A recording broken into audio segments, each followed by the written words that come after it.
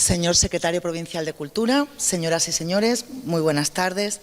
Estamos aquí en la tercera jornada de este ciclo de conferencias sobre las mujeres de la Casa de Austria, política, arte y literatura, que ya podemos decir que es todo un éxito de convocatoria. Esta tarde es la coordinadora del ciclo, Cristina Moya García, a quien le corresponde la ponencia y por eso me ven aquí presentándola. Este ciclo, como ustedes saben, organizado por la Universidad Internacional Menéndez Pelayo, que tengo el honor de dirigir en Sevilla, con la colaboración, como es obvio, del Archivo Histórico Provincial, tercer año consecutivo que colaboramos juntos en un ciclo de conferencias como este, y con el respaldo y el patrocinio del proyecto de investigación de excelencia que Cristina Moya, nuestra conferenciante esta tarde, la coordinadora de las jornadas, la impulsora académica, lidera en condición de investigadora principal, rubricado Literatura y Regionalidad en la España de los siglos XVI y XVII, las mujeres de la Casa de Austria. Un I+D+I del que forman parte 30 investigadores. Bien, Cristina Moya García, entre ustedes no necesita presentación, pero es protocolario hacérsela.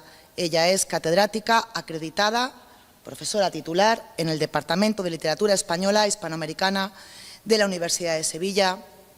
Cuenta con numerosas publicaciones, entre otros muchos temas, sobre las mujeres de la realeza, la Casa de Trastámara, también la Casa de Austria. A título meramente ejemplificativo, sin apurar, por tanto, el escrutinio, ha escrito diferentes trabajos sobre Juana Manuel, Juana de Avís, Isabel la Católica, Juana I de Castilla o la emperatriz Isabel de Portugal. De esta última, como saben, nos va a hablar hoy, es a la que dedica la ponencia, y ha editado además 2 relaciones de sucesos con ocasión de su muerte.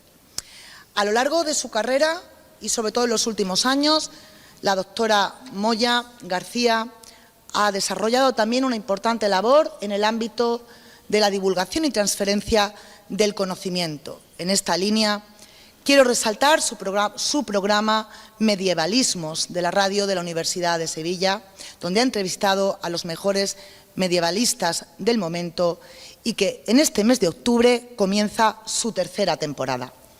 Invito a todos a que lo sigan porque merece la pena.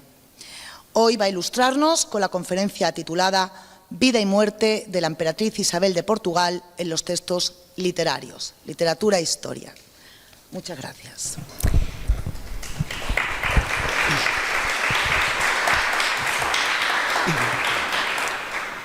Muchas gracias, querida Nieves, por tan generosa presentación.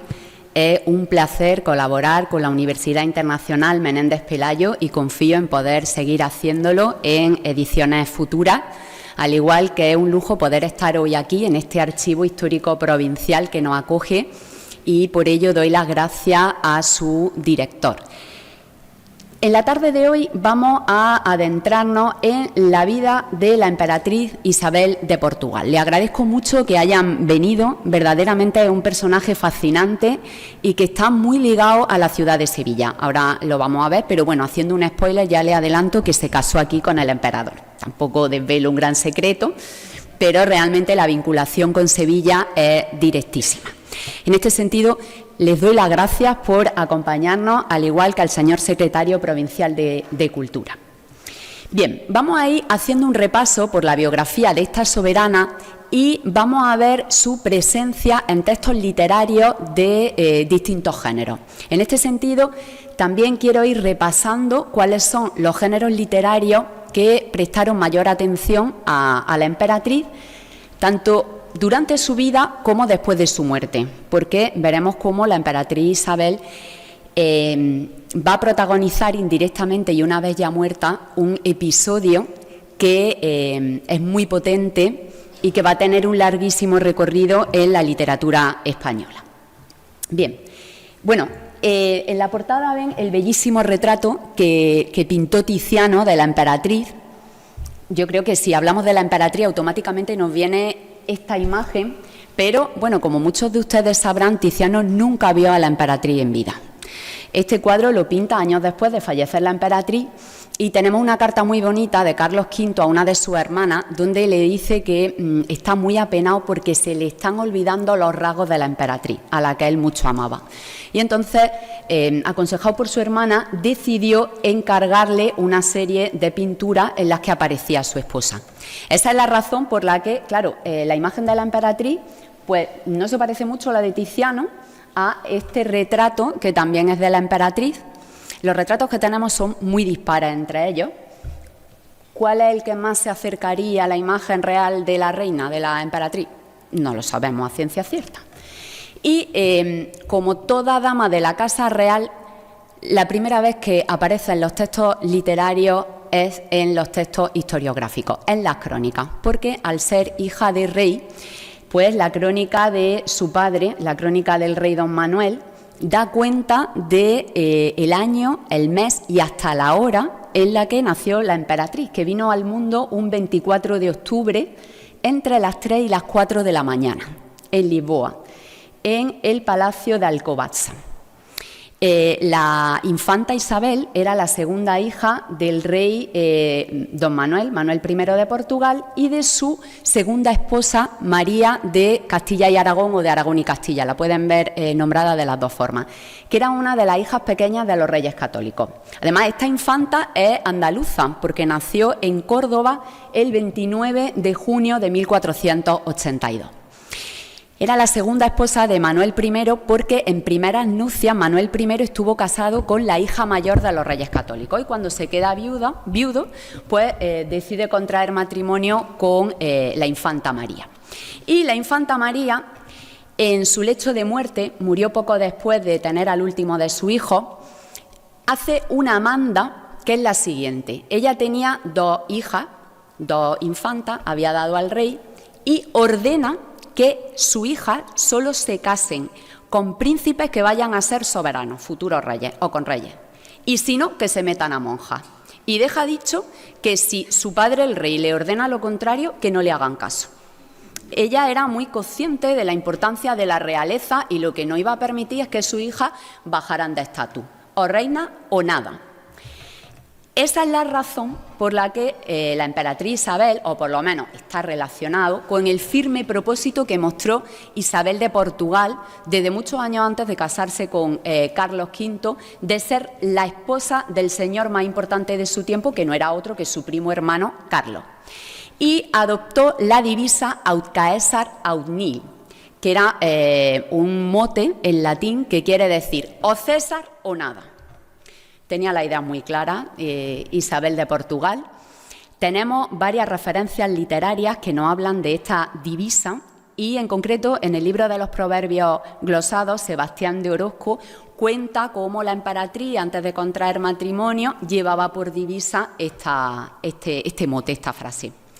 La divisa y la empresa formarían parte de lo que hoy denominamos el mote microliteratura. ¿Qué es una divisa o una empresa?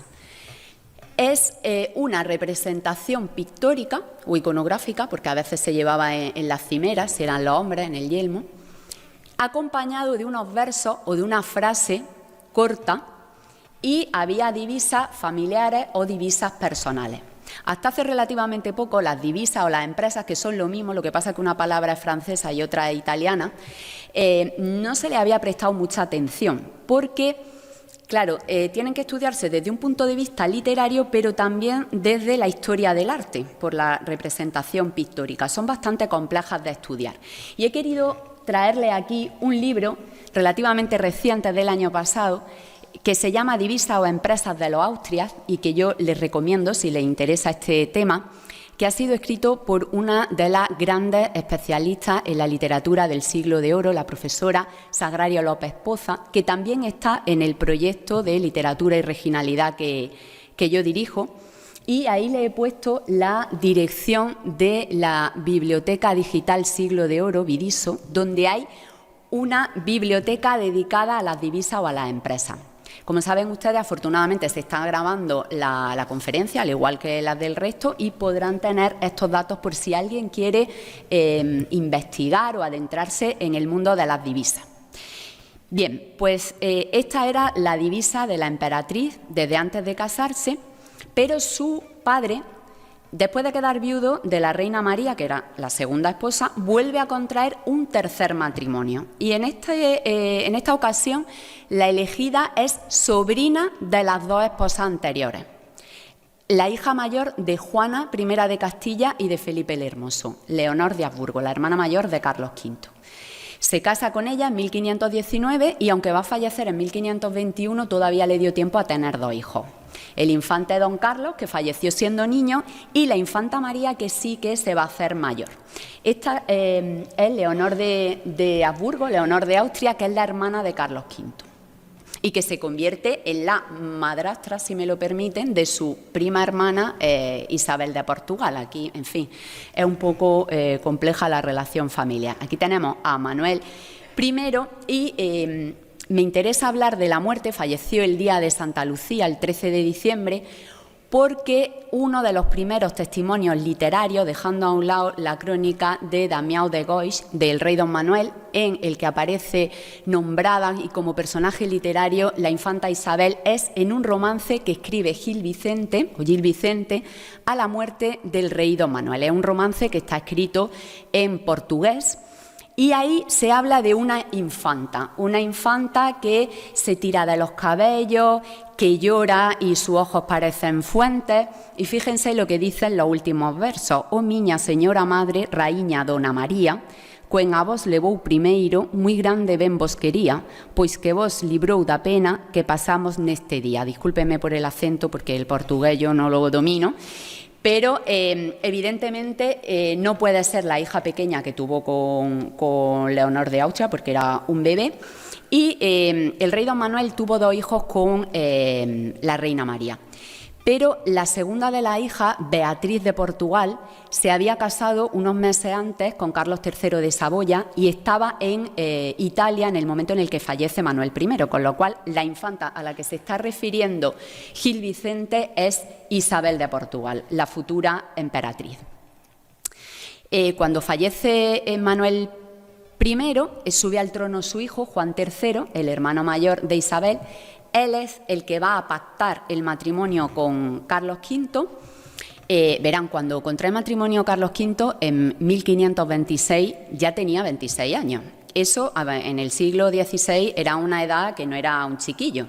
Entonces, las cortes castellanas tenían mucho interés y apremiaban al emperador a que contrajera matrimonio. Y la candidata ideal para las cortes castellanas era su prima hermana Isabel de Portugal, que además era, igual que él, nieta de los reyes católicos, y finalmente va a ser la elegida por el emperador. Nuevamente nos encontramos con Gil Vicente, que es el dramaturgo y el poeta más importante, culto, tanto del reinado de Manuel I como de su sucesor, Juan III, y los matrimonios reales se celebraban primero por poderes y después por palabras de presente cuando ya estaban juntos los novios. Pero hubo un primer matrimonio por poderes en Portugal a primeros de noviembre de 1525 y se sabe que esa noche se representó la tragicomedia Don Duardos. Y luego se hizo otra representación de Gil Vicente el 20 de enero de 1526, justo antes de que la emperatriz saliese de Portugal. Y en este caso la obra que se representó fue El Templo de Apolo. Si hubiera que elegir un escritor portugués que está ligado con la figura de la emperatriz, sin duda sería Gil Vicente, porque es el que más cabida le da en su texto literario. Bien, pues la emperatriz salió de Lisboa. En la comitiva iban algunos de sus hermanos, una comitiva muy rica, integrada por muchas personas, y por cada ciudad, por cada pueblo que iba pasando, pues se le iba haciendo un recibimiento digno de la categoría de la emperatriz ya. A Sevilla llegó el 3 de marzo de 1526 y el novio lo hizo una semana después, el día 10. Le he puesto aquí dos libros que yo considero que son fundamentales, además de que son dos libros preciosos y se leen con mucho gusto. La boda del emperador, de Juan de Mata Carriazo, es un libro clásico que tiene ya muchos años. Se han hecho distintas ediciones, es fácil de encontrar. Y luego un libro muy bonito, Fastos de una boda real, en la Sevilla del 500, de Mónica Gómez Salvago. Ahí pues está recogida mucha literatura que surgió con motivo de esta boda. Claro, la boda del emperador fue uno de los grandes acontecimientos en la Europa del momento. Entonces, se difundieron, se escribieron previamente una serie de relaciones de sucesos, tanto en español como en latín, como en italiano, entiendo que también en portugués, donde se contaba cómo había sido el enlace, bueno, y antes del enlace, cómo había sido la entrada de la emperatriz en Sevilla y luego la entrada del emperador. Las relaciones de sucesos son textos breves, de carácter informativo, y están directamente ligados a la historia de la imprenta. Hoy sabemos que también hay muchísimas relaciones de sucesos manuscritas, pero es verdad que la imprenta hizo que tuvieran mucha difusión. El hecho de que fueran textos breves, por lo tanto ocupaban poco papel, abarataba los costes, y eran unos textos que podía comprar la mayor parte de la gente porque, insisto, tenían un precio económico. Y las relaciones de sucesos van a ser muy utilizadas por la corona para difundir los principales acontecimientos que iban sucediendo. Son de alguna manera el germen de las gacetillas, diríamos. Hablar de periódico no es el caso, pero sí que servían para difundir las noticias más importantes que iban sucediendo. Y lo hay de infinidad de temas históricos, pero también de terremotos, de eclipses, cosas fantásticas, una vaca que volaba. Y bueno, pues tenemos bastantes relaciones de sucesos que nos hablan de la boda de Carlos V y de la emperatriz Isabel. Aquí nos acompaña esta tarde el profesor José Solís de los Santos, que ha estudiado las relaciones de sucesos que se compusieron con motivo de la boda del emperador, y además me consta que está trabajando de cara al centenario, porque en 2026 se celebrará el centenario de esta boda, y ahí pues Sevilla tiene que tener un papel importante, así que esperamos con mucho interés la nueva publicación, el nuevo estudio del profesor Solís de los Santos. Aquí tienen recogidas algunas de las relaciones de sucesos. Como ven, algunas están en la Colombina. Aquí las tenemos aquí al lado, en la Biblioteca Capitular y Colombina, los recibimientos que fueron hechos al invictísimo César don Carlos V, la entrada de la emperatriz y del emperador Carlos V, noticias del recibimiento del emperador en Sevilla. Diego Ortiz de Zúñiga, en sus anales eclesiásticos y seculares de la ciudad de Sevilla, también habla de las bodas. Aquí tenemos una relación de sucesos que se imprimió en Roma y que está escrita en italiano, porque, claro, lo que le ocurría al emperador interesaba en Europa entera.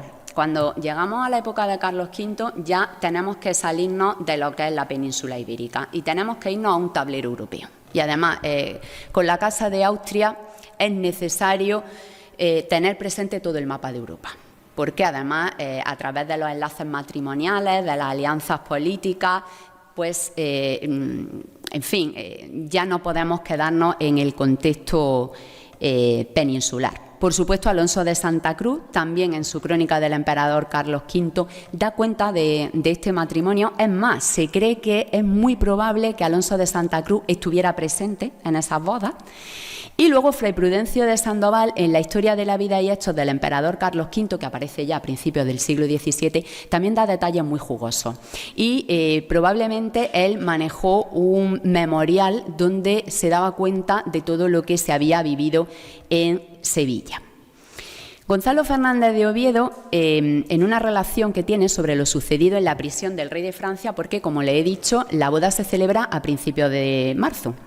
Y el Tratado de Madrid, por el que se llega a un acuerdo de paz con Francisco I, que se había hecho prisionero en la batalla de Pavía y había estado prisionero en Madrid, pues eso se firmó en enero de ese año, poco tiempo antes de que se celebraran las bodas. Bueno, pues en una relación que tiene Gonzalo Fernández de Oviedo, hablando del rey de Francia, también habla de la boda y dice: y cuando llegó, porque claro, ¿cómo fue el encuentro entre los novios? Bueno, pues el novio se hizo de rogar, porque tuvo a la emperatriz una semana esperándolo. Eso la verdad que muy cortés no fue. Pero bueno, cuando la madre del emperador llegó a los Países Bajos, tampoco estaba Felipe. Entonces hay bastantes paralelismos entre cómo fue el encuentro de Carlos con Isabel y Felipe con Juana, que ahora les voy a ir comentando. Nos dice Fernández de Oviedo: y cuando llegó al aposento de la emperatriz y se vieron, la emperatriz se hincó de rodillas y porfió mucho por le besar la mano, quería besarle la mano. El emperador se abajó mucho y levantóla abrazándola.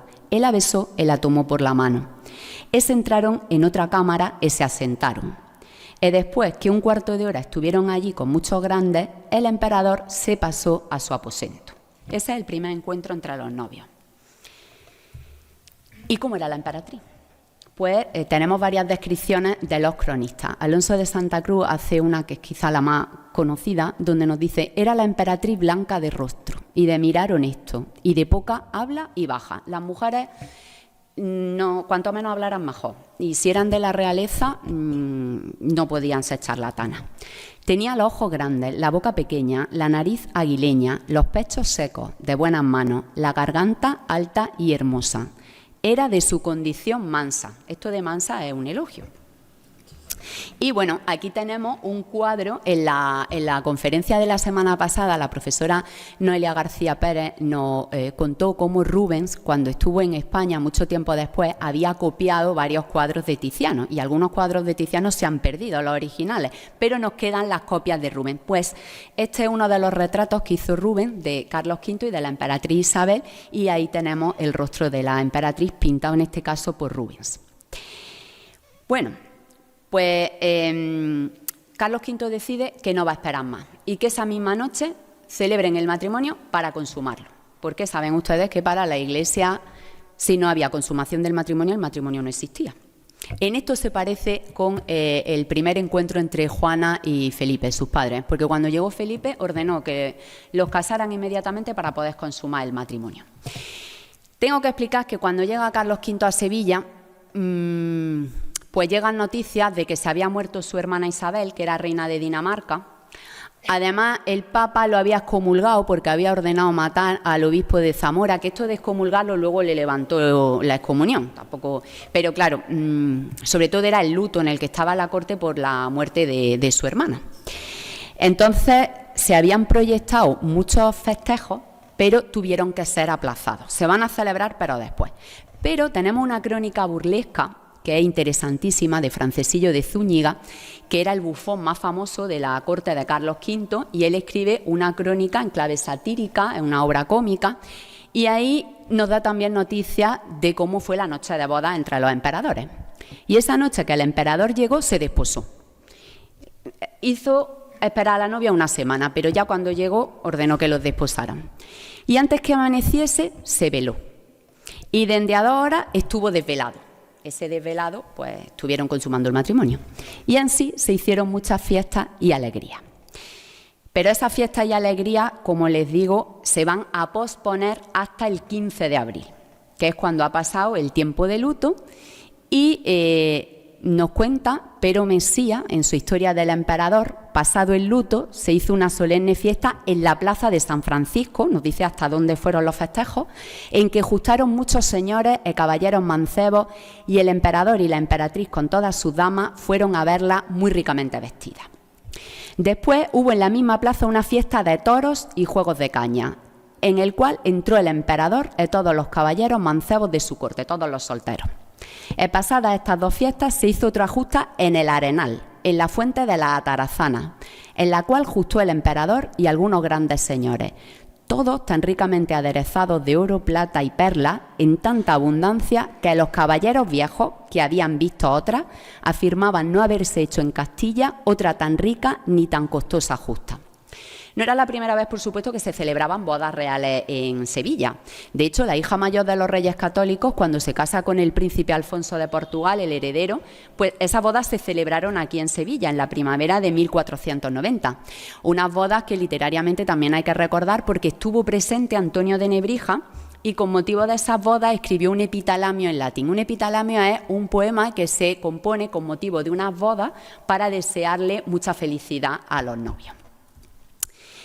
Y bueno, tenemos muchísimos testimonios de que desde el momento en el que se casa, Carlos V estuvo muy enamorado de la emperatriz. Por ejemplo, Alonso de Santa Cruz dice que siendo casado tuvo muy gran amor a la emperatriz, su mujer. Y son muchísimos los testimonios que nos hablan de ese amor de Carlos V por la emperatriz. Y bueno, después de casarse en Sevilla, pues decidieron poner rumbo a Granada.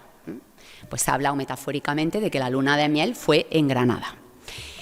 Esa estancia en Granada para la historia de la poesía es fundamental porque en Granada se encontró el embajador veneciano Navallero con Juan Boscán y fue en los jardines de la Alhambra donde convenció a Boscán para que compusiera sonetos. Los sonetos eran los poemas que estaban de moda, si me permiten esta expresión, o que estaban cultivando los poetas más importantes en Italia. Y Navallero habla con Boscán y le convence para que él pues se anime a escribir sonetos. Y va a ser Boscán, que tenía íntima amistad con Garcilaso de la Vega, el que va a convencer a Garcilaso para que los dos escriban sonetos. Eso sí, hay que ser justos. Ni Boscán ni Garcilaso fueron los primeros poetas que escribieron sonetos en castellano. Son los primeros que escriben sonetos al itálico modo, porque el soneto, que como todos sabemos está compuesto por 2 cuartetos y 2 tercetos, no es solo respetar 2 cuartetos y 2 tercetos, sino que son fundamentales los acentos. Los acentos dan una musicalidad muy concreta. Y como les digo, ellos no fueron los primeros en escribir sonetos en castellano, fue el Marqués de Santillana. Pero ¿qué pasa? Que el Marqués de Santillana tenía el oído hecho porque la poesía es música a los metros castellanos medievales. Entonces, la musicalidad del soneto se le resistía. No obstante, es de justicia reivindicar que el primer autor que escribe sonetos es el Marqués de Santillana, y aprovecho para contarles que uno de los sonetos más hermosos, por lo menos es de mis preferidos, es uno que escribió Íñigo López de Mendoza, el Marqués de Santillana, cuando visitó Sevilla en 1456. Y en la corte, él iba en el cortejo real, llega a Sevilla desde Córdoba, donde Enrique IV se había casado con Juana de Avís. Entonces viene el Marqués de Santillana con la corte a Sevilla y se deslumbró con la ciudad. Ese soneto es precioso, es una laus urbi, una alabanza de la ciudad maravillosa. Entonces, bueno, pues yo que soy medievalista aprovecho para recordar estos sonetos del Marqués de Santillana.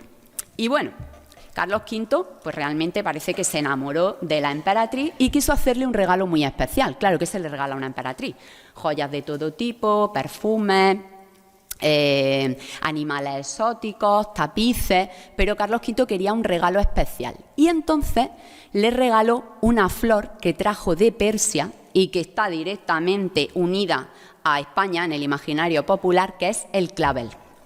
En Granada fue donde por primera vez se plantaron claveles y fue un regalo de Carlos V a la emperatriz, a su esposa. Aquí tenemos a Maximiliano de Austria, a su abuelo paterno, al padre de Felipe el Hermoso, que con motivo de su boda con María de Borgoña le regaló unas flores especiales traídas de Persia, que eran los claveles. Es decir, Carlos V lo que hace es imitar lo que había hecho su abuelo paterno en ese regalo que le hizo a María de Borgoña, pues él le regala esa flor que trajo de Persia. Y bueno, pues si ven ustedes iconografía sobre María de Borgoña, va a ser uno de los símbolos de María de Borgoña, el clavel. Pero bueno, pues también recordemos cuál es el origen del clavel en España y que está directamente unido a la figura de la emperatriz. Bien, pues una vez que se han celebrado unas bodas reales, la principal misión de una reina es dar a luz un heredero, porque eso era lo más importante, garantizar la continuidad dinástica. Y la emperatriz cumplió con su cometido. Y el 21 de mayo de 1527 nació el futuro Felipe II en Valladolid. Fray Prudencio de Sandoval, en su crónica sobre el emperador, nos da muchos datos sobre el nacimiento, sobre el bautismo, sobre los juegos de cañas que se hicieron, corridas de toros, y nos dice cómo fue la primera salida a misa de la emperatriz, porque verán ustedes, nacía un príncipe y a la semana se le bautizaba.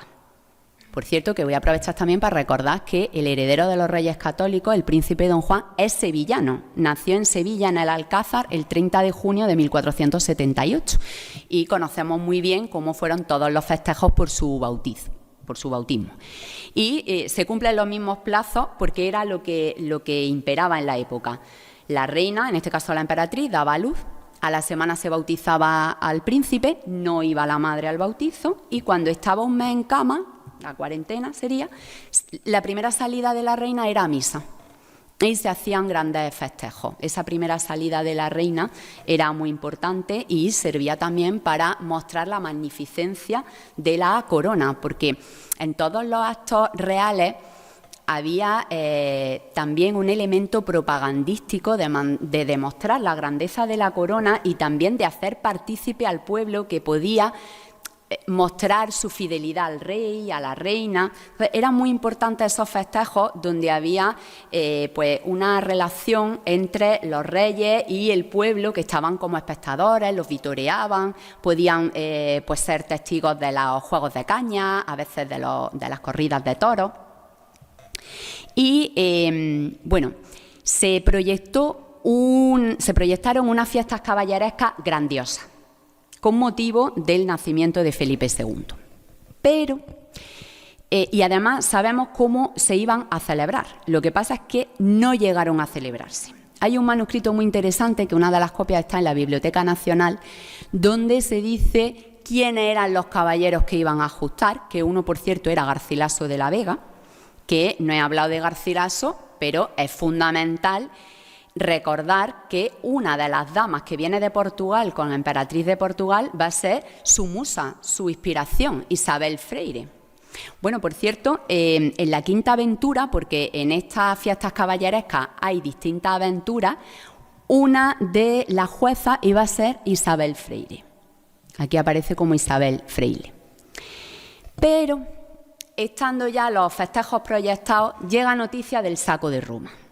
El saco de Roma se produce a primeros de mayo de este año de 1527. Les recuerdo que es las tropas imperiales, integradas por soldados alemanes y por soldados castellanos, saquearon Roma. No les pagaban a las tropas y decidieron tomarse la justicia por su mano. Claro, eso fue el gran escándalo en la Europa del momento, porque que las tropas del emperador cristiano atacaran la ciudad de Roma y encima se hizo prisionero al Papa, que estuvo una serie de meses en el castillo de Sant'Angelo, pues le acarreó muchas críticas a Carlos V.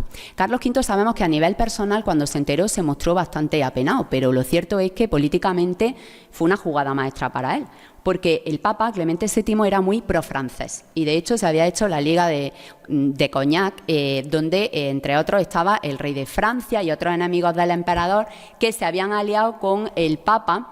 Entonces, bueno, pues hay escritores españoles como Alfonso de Valdés que consideran que la culpa del saco de Roma la tiene el propio Papa por haberse aliado con Francia, que era el enemigo del emperador. En fin, fue un suceso que sí que va a generar mucha literatura, pero que hizo que se suspendieran los festejos que había proyectado en Valladolid. Y Francesillo de Zúñiga, nuevamente, nos habla de estos festejos y de lo que pasó en su crónica burlesca del emperador. Y poco después de esto, el serenísimo emperador tenía concertados torneos y aventuras, fíjense lo que dice, de la manera que Amadís lo cuenta. El Amadís de Gaula es el libro de caballería por excelencia.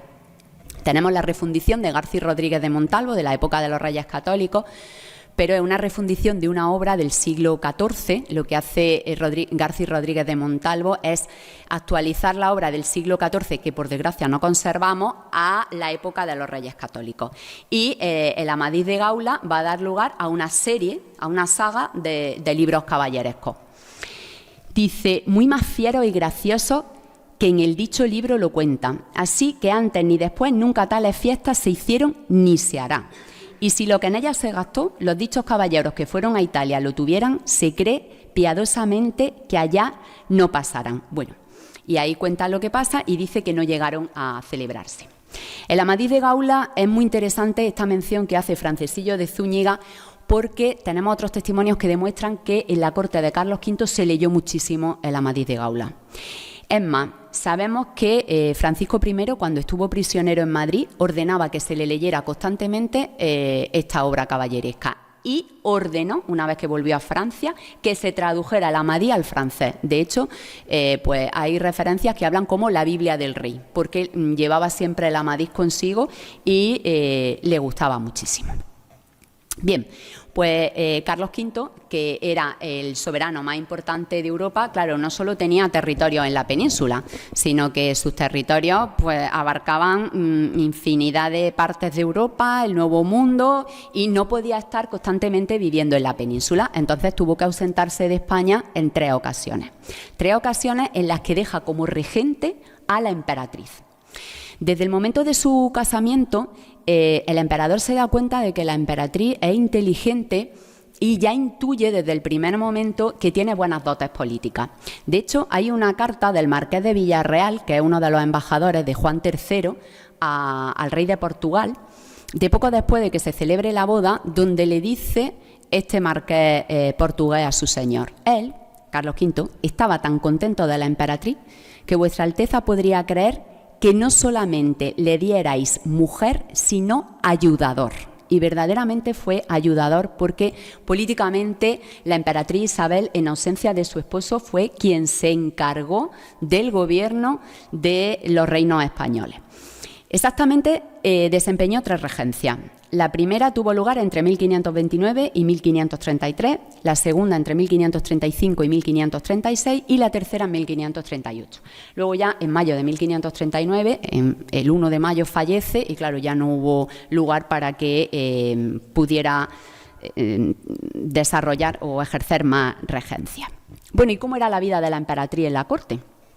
Pues hay un autor que nos da mucha información sobre cómo era la vida cotidiana de la emperatriz, incluso que nos habla de lo que comía y de cómo comía, que es Fray Antonio de Guevara. De todos los escritores del XVI, el que más datos nos proporciona sobre Isabel de Portugal es este religioso, que va a tener una relación directísima con ella y que incluso cuando ella muere va a ser el que va a dar uno de los sermones en los distintos oficios religiosos que se hicieron. Voy a leer, es larga la cita, pero es muy interesante. El marqués de los Vélez le manda una carta diciéndole que cómo está la emperatriz, que qué come, que qué le gusta comer, y Fray Antonio de Guevara le responde en una carta y dice: decid, señor, que os escriba si me hallo alguna vez al comer de la emperatriz, y qué son las cosas y viandas que más come agora, que es invierno. Como agora hay pocos prelados en la corte, yo, señor, me hallo cada día en su comer y a su cenar, no para ver, sino para la mesa le bendecir. Y os sé, señor, decir que si a ella bendigo, a mí maldigo, porque a la hora que salgo de palacio para ir a comer, es ya hora de acabar la siesta de dormir. Y sigue: mucho a menos trabajo se sirve Dios que no el rey, porque el rey no acepta el servicio sino cuando él quiere. Mas nuestro Dios no solo acepta el servicio cuando Él quiere, más aún cuando nosotros queremos. Es decir, era mucho más fácil dedicarse exclusivamente a servir a Dios que a servir a la emperatriz. A lo que decís que come y cómo come la emperatriz, sé, oh Señor, decir que come lo que come frío y al frío, sola y callando, y que la están todos mirando. Fíjense qué manera de comer. Si yo no me engaño, 5 condiciones son estas, que bastaba una sola para darme a mí muy mala comida. Es decir, no le envidia en absoluto la comida que tiene la emperatriz. Dice, continúa: los manjares que le sirven a la mesa son muchos y de los que ella come son muy pocos, porque si no me engaña su filosofía, es la emperatriz de muy buena condición y de flaca complexión. De lo más que come, melones de invierno, vacas al presa, sopa a bajada, palominos duendos, menudos de puerco, ansarones gruesos y capones asados, de manera que come con lo que los otros se empalagan y aborrece por lo que los rústicos suspiran. Era de muy poco comer la emperatriz. Pónenle delante pavones, perdices, capones, francolines, faisanes, manjar blanco, mirraustre, pasteles, tostadas y otros varios géneros de golosinas, de lo cual todo no solo no quiere comer, mas aún muestra pesadumbre en lo mirar. Por manera que el contentamiento no consiste en lo mucho o poco que tenemos, fíjense lo que dice Guevara, sino en solo aquello a que nos inclinamos. Te pueden poner las mejores viandas, que si no tienes hambre y no te incita, no te parece bueno, pues no es suficiente. En toda la comida no bebe más de una vez. Y esta es no de vino puro, sino de agua envinada. Al agua le echaban un poquito de vino. Es muy raro que en el Renacimiento, en la Edad Media, en el 16, en el 17, la gente beba agua. Yo escuché una conferencia de unos médicos diciendo, que me pareció una barbaridad, que el Quijote era borracho, porque siempre bebía vino. Vamos a ver, no. Beber agua era peligrosísimo, porque claro, era agua que no tenía ningún tipo de tratamiento.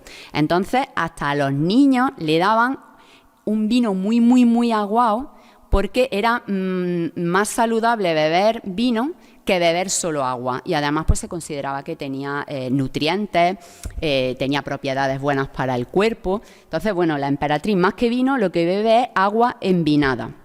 Dice, de manera que con sus escamochos ninguno podrá satisfacer el apetito, ni menos matar la sed.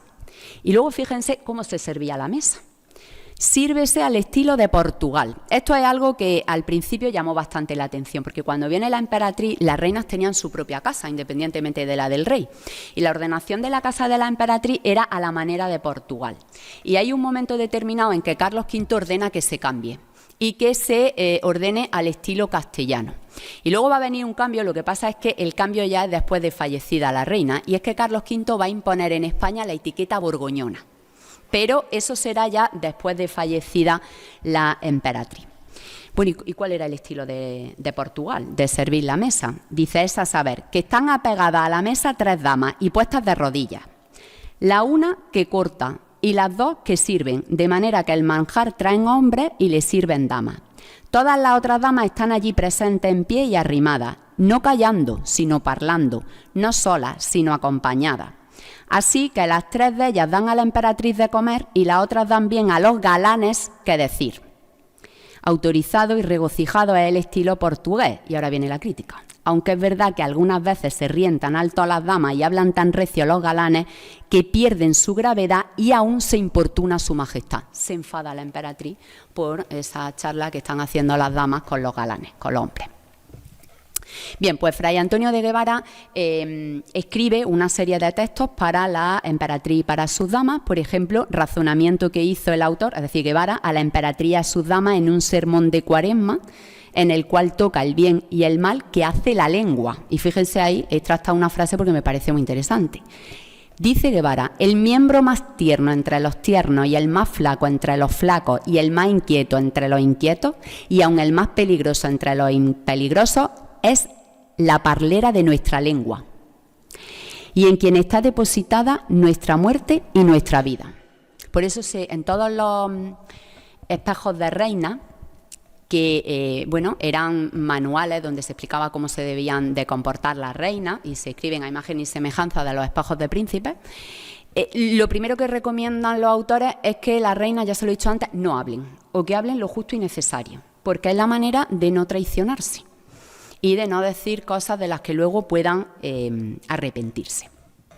Bien, en El reloj de príncipes, que es otra obra muy importante de Fray Antonio de Guevara, se destaca el papel de la mujer en la educación de los niños pequeños, porque los niños comenzaban la instrucción a la edad de 7 años. En esto se seguía la costumbre de Grecia, de Roma, durante la Edad Media y en el 16 también. Era a los 7 años cuando se consideraba que el niño ya tenía una madurez para comenzar su instrucción. ¿Y qué pasaba antes de los 7 años? Pues que los niños estaban en un entorno femenino, con su madre, en el caso de Felipe II, con las damas de la emperatriz, y se ha defendido que detrás de Faustina y de Cómodo podrían estar en El reloj de príncipes realmente la emperatriz y el príncipe Felipe. Y luego Marcel Bataillon atribuyó a Alfonso de Valdés, que es uno de los grandes escritores erasmistas de la época de Carlos V, una biografía incompleta de Alejandro Severo, que Gonzalo Sánchez Molero da por buena, es decir, acepta que sea Valdés el autor, y ahí se habla de una emperatriz, la emperatriz Mamea, que sería el asunto de la emperatriz Isabel de Portugal, mientras que el emperador niño, ese Alessandro Severo, sería el príncipe Felipe. Tenemos un elogio escrito en latín muy interesante de Calvete de Estrella, que es un humanista muy destacado de la corte de Carlos V, y me ha interesado comentar este elogio porque Calvete de Estrella lo compone con motivo de la llegada de Carlos V a España después de estar un tiempo fuera en Europa. Llegó a Barcelona en 1533 y hasta allí se desplazó toda la familia real, la emperatriz y sus hijos para recibir al emperador. Y lo he traído aquí porque tiene muchísimos paralelismos con un elogio que escribió Erasmo de Róterdam con motivo de la llegada a los Países Bajos de Felipe de Habsburgo, del padre de Carlos V.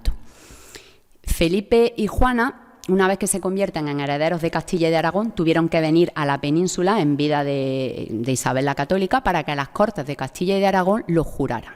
Entonces, Juana se quedó en Castilla porque estaba embarazada y Felipe decidió volver a sus territorios. Pero antes de llegar a los Países Bajos estuvo un año con su padre, el emperador, en Alemania.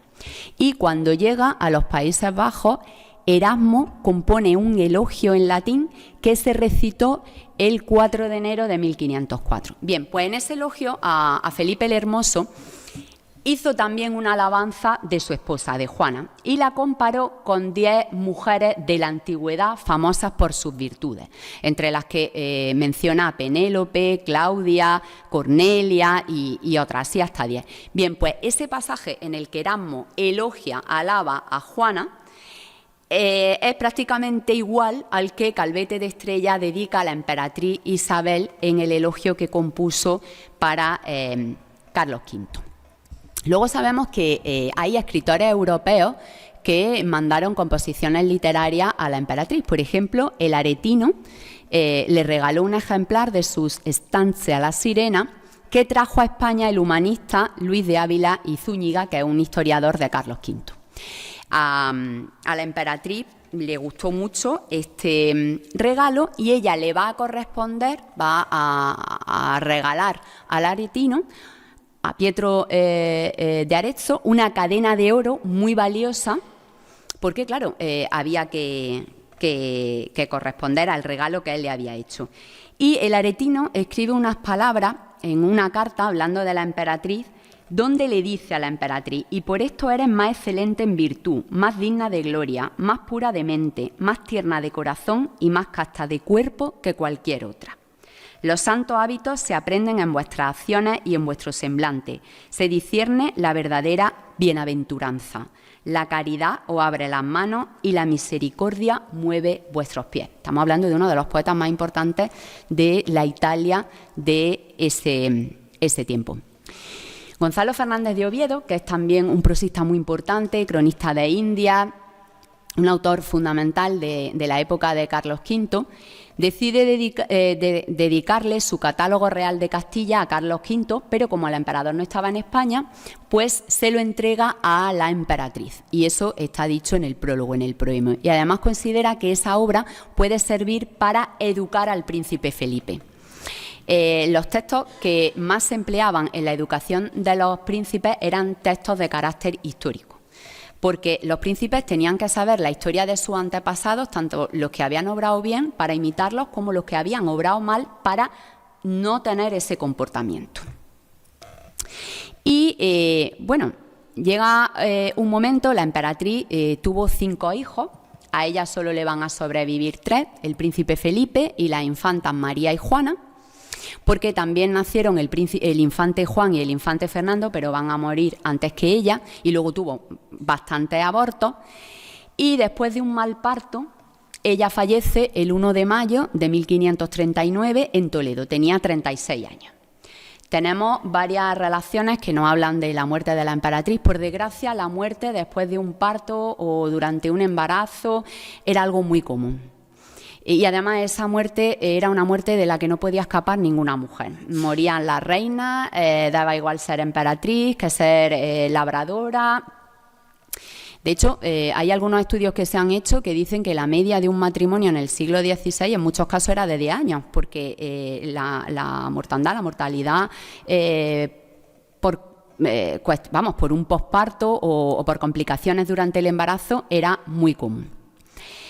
Y bueno, pues los cronistas del emperador todos dan cuenta de la muerte de la emperatriz y es curioso que Fray Prudencio de Sandoval habla de un eclipse.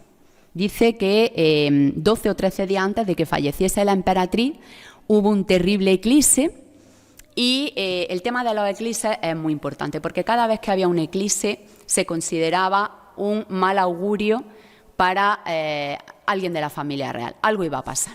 En este caso, este eclipse que se vio el 18 de abril, pues luego se va a poner en relación con la muerte de la emperatriz el 1 de mayo.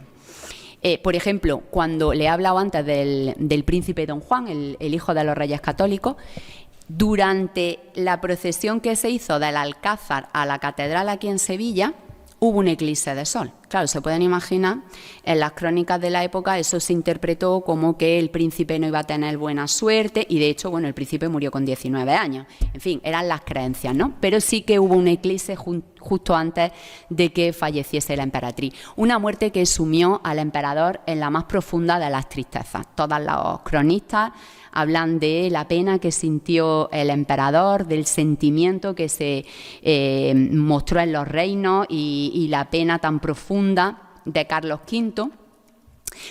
Pero tenemos una carta de Carlos V escrita al día siguiente de la muerte de la emperatriz, se la dirige a su hermana María de Hungría, y esas son palabras del propio Carlos V, y ahí dice: yo estoy con la angustia y tristeza que podéis pensar, por haber tenido una pérdida tan grande y tan extremada, y nada me puede consolar, sino en la consideración de su buena y católica vida y el muy santo fin que ha tenido.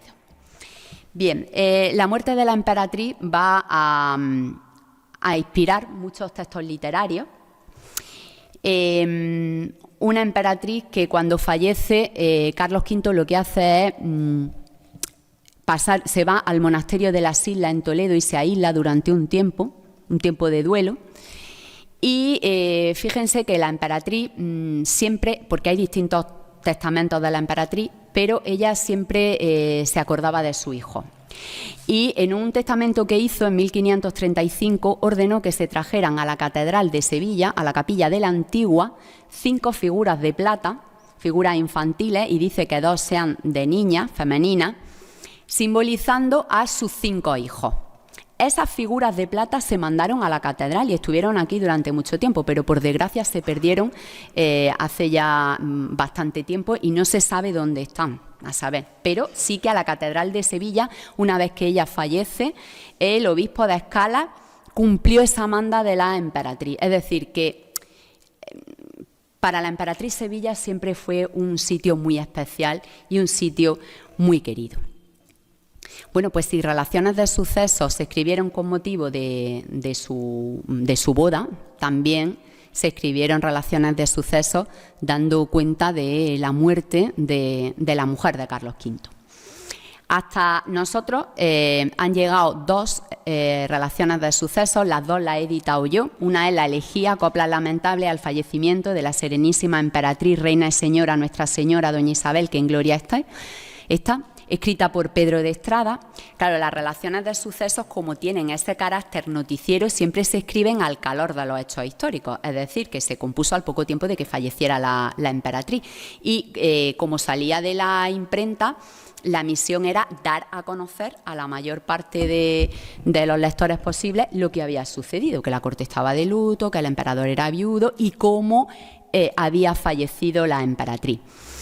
Solo le voy a leer 2 estrofas para que vean el tono de esta relación de sucesos, de esta elegía en verso: grave dolor sin segundo, tratamos hoy entre manos, nuestra reina castellanos, que ayer mandaba en el mundo, fíjense, hoy es manjar de gusano. La que a virtud enciende, la que desterró la guerra, donde nuestra paz depende, ya está pudriendo su tierra, ni ve, ni habla, ni entiende. Tiene un carácter de advertencia. La emperatriz, que ha sido la mujer más poderosa del reino, la más hermosa, ya se está pudriendo y se la están comiendo los gusanos. Nadie escapa de la muerte, ni siquiera los más poderosos. Y luego en la segunda estrofa vemos ahí unos aires manriqueños, ¿no? Con esas preguntas retóricas, que es de las fiestas solemnes o pompas mundanas locas o tristes mundanos bienes. Y bueno, es muy interesante que en esta elegía la emperatriz muestra sobre todo su preocupación por su hijo. No muestra ninguna preocupación política, sino que su mayor dolor es dejar a sus hijos pequeños. Es interesante porque estamos hablando de una reina, pero las relaciones de sucesos eran literatura, si me permite la expresión, de consumo, que iban a tener muchos lectores. Entonces, claro, a la gente común, bueno, sí, las grandezas de la emperatriz política, lo que le conmovía era su sentimiento de madre que deja a 3 hijos pequeños y que se muere con esa pena. Entonces, es muy interesante el tratamiento que se hace de la reina, de la muerte de la reina en las relaciones de sucesos, porque nos muestran su lado más humano. Y luego tenemos otra relación de sucesos, romance y glosa sobre la muerte de la emperatriz y reina Nuestra Señora y el suntuoso enterramiento que se le hizo en la ciudad de Granada con un villancico de un autor que es Antón Delgado. Esta relación de sucesos a mí me parece preciosa y además da muchísima información histórica. Es un documento historiográfico de primer orden y probablemente el escritor fue testigo de cómo llegó el cortejo con el cuerpo de la emperatriz, porque da datos muy precisos. Cuenta cómo salieron todas las autoridades en Granada a recibir el cuerpo, cómo salieron todas las órdenes religiosas, todas las cruces de la ciudad, se arrastraron los pendones, que esto es algo que se hacía en el ritual medieval. Y aprovecho para decirles que el enterramiento de la emperatriz, el ritual que se siguió fue el castellano por última vez. Luego ya, una vez que fallece la emperatriz, ya le he dicho que se adopta la etiqueta borgoñona y hay muchos rituales de los enterramientos medievales que ya no vuelven a hacerse. Y bueno, la emperatriz estuvo en Granada hasta que su hijo Felipe II decidió que el cuerpo había que trasladarlo al Escorial. Carlos V, cuando muere, no dice dónde va a ser enterrado, dice que sea su hijo Felipe quien decida dónde se va a enterrar, pero sí ordena que la emperatriz se entierre con él. Ya saben que la Capilla Real de Granada en principio iba a ser el Panteón Real. Allí están los reyes católicos, Juan y Felipe, el príncipe Miguel, pero Felipe II decide construir el Escorial. Entonces, el cuerpo de Carlos V va al Escorial y después se traslada a la emperatriz de Granada a el Escorial. De todas maneras, si visitan la Capilla Real pueden ver todas las casullas, todo el ajuar funerario del enterramiento de la emperatriz, que está expuesto en la Capilla Real y es muy bonito.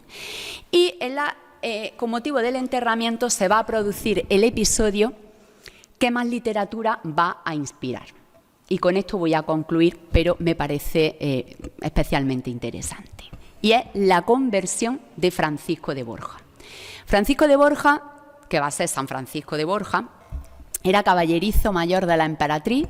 Su mujer era la camarera mayor de la emperatriz, es decir, era una figura muy cercana a Isabel de Portugal.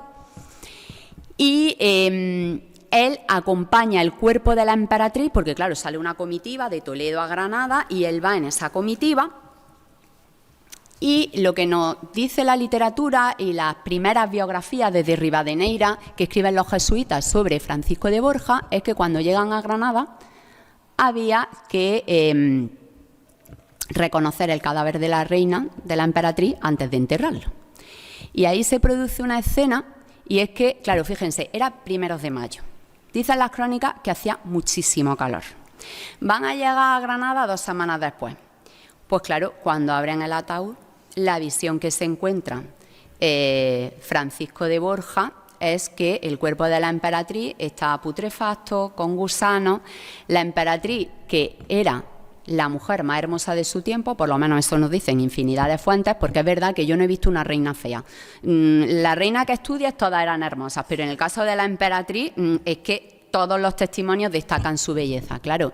Y de esa imagen de la emperatriz, a ver a la emperatriz putrefacta ya por la descomposición del cuerpo, pues la historia lo que nos dice es que Francisco de Borja, que en ese momento no era duque de Gandía porque vivía su padre, sino marqués de Lombay, sufrió tal impresión que decidió no volver jamás a servir a un dios mortal, y cuando se quedó viudo se hizo religioso, ingresó en la Compañía de Jesús y va a terminar siendo santo. Pero fíjense que el motivo de la conversión de Francisco de Borja es la visión del cadáver putrefacto de la emperatriz. Ha habido una controversia grande entre los historiadores porque, por ejemplo, Alfredo Alvar dice que esto es una invención de los jesuitas y que es una patraña. Y que esa historia los jesuitas la difundieron porque a los jesuitas les interesaba ligar a San Francisco de Borja con la emperatriz, por lo tanto con la Casa de Austria, y por otro lado a la Casa de Austria, a la Casa Real, le venía muy bien que la emperatriz fuera el motivo de la conversión de Francisco de Borja. Es curioso, pero en la Casa Real Española no había ningún rey santo, porque hasta finales del siglo XVII no se va a canonizar a San Fernando. Y sin embargo había otras monarquías europeas, Portugal, Polonia, por supuesto Francia con San Luis, que sí que tenían reyes santos. Entonces, aquí no tenemos una reina santa, pero sí que la reina es el motivo de la conversión que va a hacer que Francisco de Borja llegue a ser santo. Pero bueno, esta historia sí que va a calar muy hondo en la literatura. Y con motivo de la canonización de Francisco de Borja se van a componer muchos textos, tanto poéticos como dramáticos, por supuesto textos en prosa, y en todos se explica que el motivo de la conversión de Francisco de Borja es la visión del cadáver de la emperatriz. He querido mencionar aquí estos 6 textos dramáticos para hablar también de obras de teatro, que son todos textos escritos por jesuitas. El más antiguo es San Francisco de Borja, del mexicano Matías Bocanegra. Después tenemos El Gran Duque de Gandía, atribuido a Calderón, pero que realmente es de Fontperosa. El Fénix de España, del padre Diego Calleja. El Coloquio Moral, de los agravios satisfechos, del desengaño y la muerte. Y luego San Francisco de Borja, Duque de Gandía, de Melchor Fernández de León, y un auto sacramental. Bien, en todos estos textos dramáticos se va a poner el foco en la emperatriz, insisto, como motivo de la conversión de Francisco de Borja. En la obra de Matías Bocanegra y en la de Fontperosa no se hace mucho hincapié, los autores no se recrean en el tema de la fealdad, del engaño, de lo que representa el cuerpo putrefacto de la emperatriz, pero en El Fénix de España de Diego Calleja, en el Coloquio Moral que encontramos en los agravios satisfechos del desengaño y la muerte, y en la obra de Melchor Fernández de León sí que hay pasajes donde pues se resalta mucho toda la fealdad del cuerpo, el engaño que es el cuerpo realmente y lo que supone eso. Se habla del sueño ahí como engaño, porque hay que estar alerta. La historia de la emperatriz es la personificación del memento mori. Recuerda que va a morir y que va a ser pasto de los gusanos. Entonces, compórtate como un buen cristiano. Pero el tema de la conversión de Francisco de Borja va a tener mucho más recorrido más allá del momento de la canonización de Francisco de Borja. Y tenemos, por ejemplo, un texto del Duque de Rivas, El solemne desengaño, Los amores en la luna, de Ramón de Campoamor, o Dos retratos de Pedro Antonio de Alarcón, donde también se habla de la conversión del Duque de Gandía. Pero aquí hay una vuelta de tuerca más, y es que se va a presentar a Francisco de Borja enamorado de la emperatriz, que eso no está en las obras de teatro del 17, con lo cual, claro, la impresión de Francisco de Borja al ver el cuerpo descompuesto de la emperatriz es todavía mayor, puesto que él amaba a la emperatriz. Y de hecho, en la obra literaria Dos retratos, que es preciosa, de Pedro Antonio de Alarcón, se llama Dos retratos porque lo que reproduce una entrevista entre Francisco de Borja y Carlos V, ya retirado en el monasterio de Yuste, donde Francisco de Borja le confiesa a Carlos V el amor que ha sentido por la emperatriz. Un amor secreto, un amor callado, pero en un contexto de confidencia, pues se lo hace saber al emperador. Y realmente es la relación con Francisco de Borja el capítulo que más literatura ha inspirado Isabel de Portugal. Una figura fascinante sobre la que hay que seguir trabajando y que, bueno, espero haberle acercado de alguna forma esta tarde. Así que muchas gracias.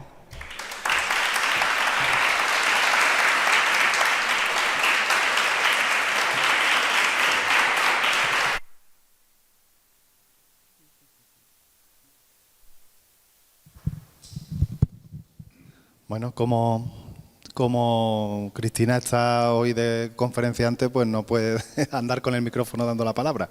Así que me voy a permitir coger yo el micrófono y preguntar si tienen alguna duda, algún comentario, alguna intervención que quieran hacer.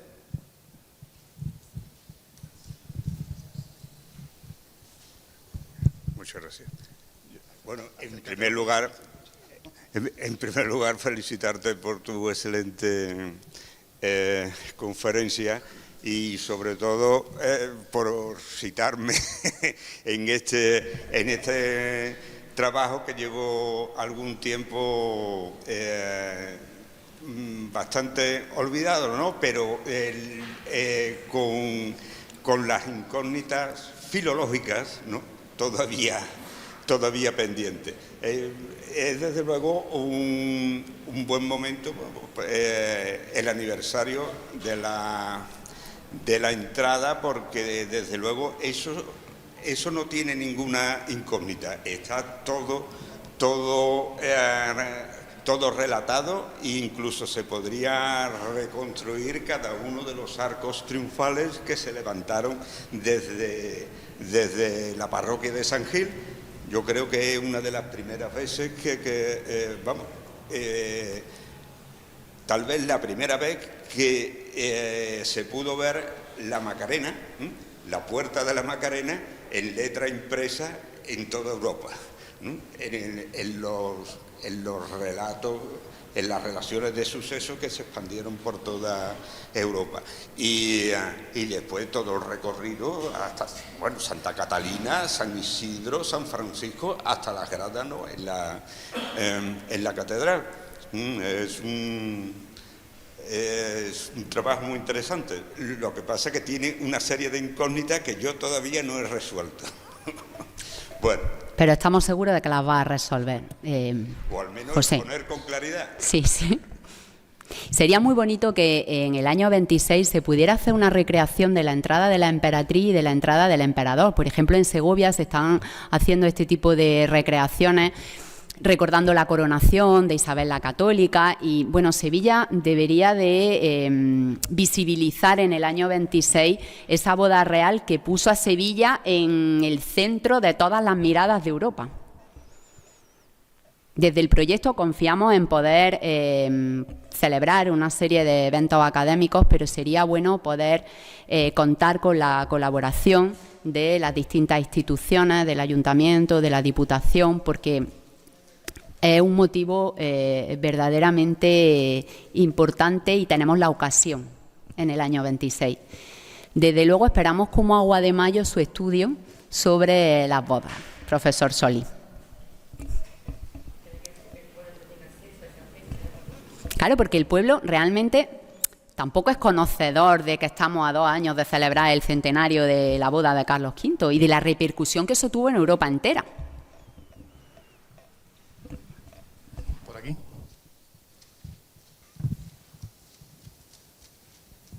Buenas tardes y muchas gracias por su excelente conferencia.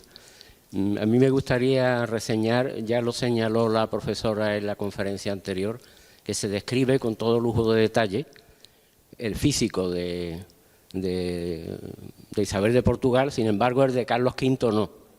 Y Carlos V tenía un prognatismo, sale muy favorecido en todos los retratos que le hacen a Carlos V, porque era verdaderamente feo, vamos. Además que tenía un defecto tremendo, ¿no? Porque era un prognatismo muy severo, ¿no? Y eso me gustaría señalarlo, porque en esa época se describía cómo era la reina, que si tenía esto, que si tenía lo otro, incluso algunos defectos. A ella le dicen pecho seco, ¿no? Por ejemplo, pero sin embargo a Carlos V no lo describe. Pecho seco tampoco es en esa época a lo mejor era nada positivo. Negativo, es que tenía poco pecho, bueno pero depende, sí, ahí queda dicho, Depende, ¿no? Sí. ¿Alguien más?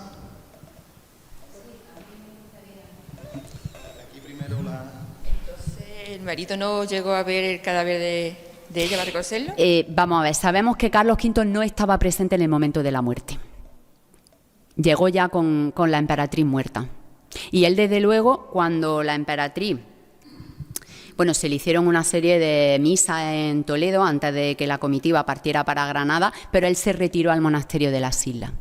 Los reyes no participaban de las honras fúnebres. Además, sabemos que, por ejemplo, Fernando el Católico, cuando fallece Isabel la Católica, también se retira a un monasterio jerónimo. Se iban a un monasterio y además de la orden de los jerónimos. Felipe II, cuando se va a morir María Manuela de Portugal, su primera esposa, también se retira a un monasterio jerónimo. Qué valiente, ¿no? Bueno, era una manera de hacer el duelo, porque el dolor del rey no debía de ser público. El dolor mostraba debilidad, un lado vulnerable del monarca, y los aspectos más emocionales del rey no debían trascender, porque eso suponía mostrar la debilidad del soberano. Y esa es la razón de que el rey se oculte cuando está de duelo. Pues, sin embargo, Sí que tiene un sentido. Felipe Hermoso se acompañó a... Pero este no. El niño sí acompañó. Tenemos noticias de que el príncipe Felipe, que tenía 11 años, no había cumplido los 12, iba en la comitiva cuando parte de Toledo, pero hay un momento que empieza a llorar de una manera que lo sacan. Pero el niño sí, en Toledo, desfila, digamos, durante un momento, en el cortejo fúnebre. Pero claro, no es igual que llore un niño de 11 años a que llore el emperador, el señor más poderoso de Europa. No había que mostrar debilidad, ni siquiera en una situación tan triste.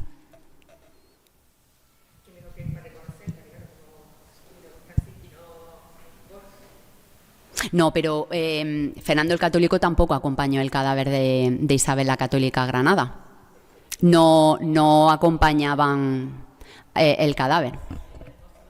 Felipe el Hermoso se muere antes que Juana y, bueno, Juana sabemos, en fin, el caminar por Castilla con el cadáver, pero el caso de Juana es particular.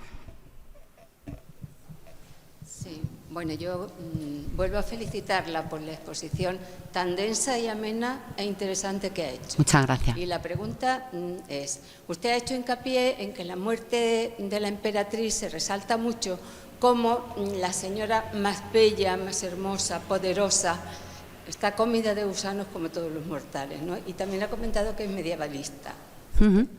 ¿No cree que hay una pervivencia del tema del siglo XV de las danzas de la muerte?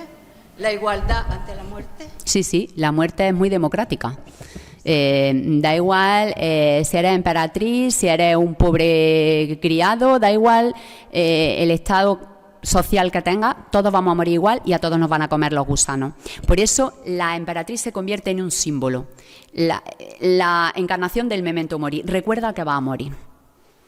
Si hasta la emperatriz, que es la mujer más poderosa y además en este caso la más bella, es comida por los gusanos, nadie va a escapar de ese fin. Realmente se convierte en una advertencia. Sí. Sí,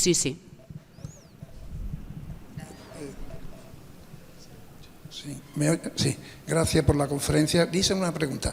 Para Carlos V, ¿qué mujer en su vida fue más importante? ¿Su mujer o su tía Margarita de Austria? Su mujer. Ahora, él va a respetar profundamente a Margarita de Austria porque es la mujer que lo crió cuando Felipe y Juana vienen a Castilla para hacerse cargo de la gobernación de los reinos, de los reinos castellanos, de los territorios castellanos, perdón, cuando fallece Isabel la Católica, llegan a principios de 1506, dejan a 4 de sus hijos en los Países Bajos.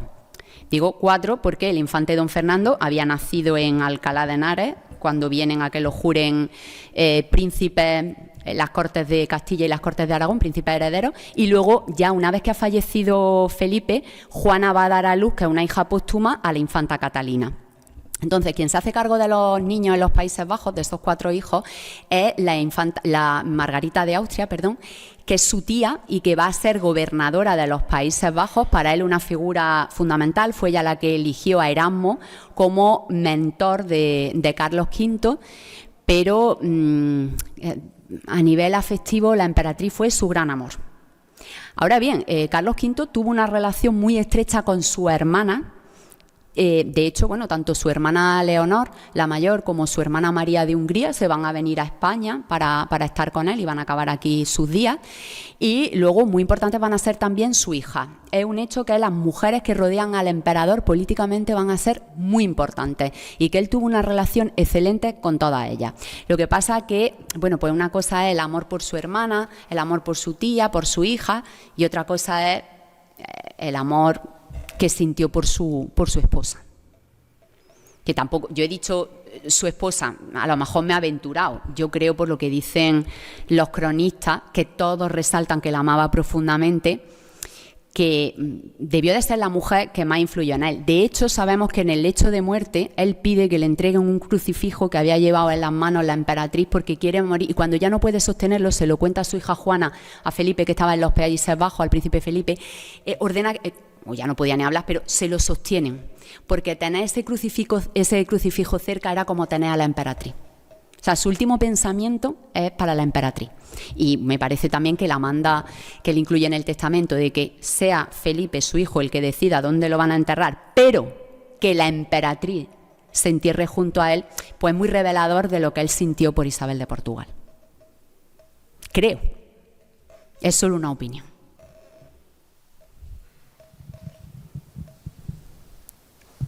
Profesor Come. Estimada profesora, quiero ser el último en felicitarla porque es exhaustiva, como siempre, en todas sus conferencias, fuera el tema que fuera, es exhaustivo el estudio que hace.